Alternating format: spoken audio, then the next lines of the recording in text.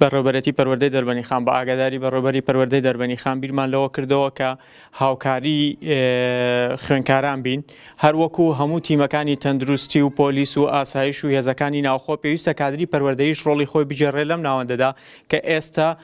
ڕاگەاندنی قەدەغەکردنی هاتوچۆیەوە دەوام هەمووی ڕاگیراوە بەهۆی نەخۆشیەوە بیرمان لێوە کردەوە سوود لە کەناڵی ناوخۆیی دەربەنی خان ئۆنلاین وەربگرین و لەو ڕێگەیەوە مامۆسایانی بەڕێز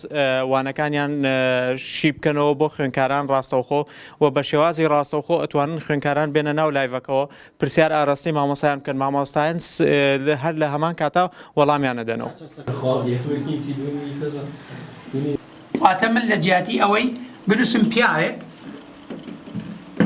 لنی ئێکس خۆی بەتەنها یان ئێکس لنی ئێکس دی ئێکس ئەوەی کە لەسەر ئێمە واجب بێ یو دیاریەکەین لەگەڵ دی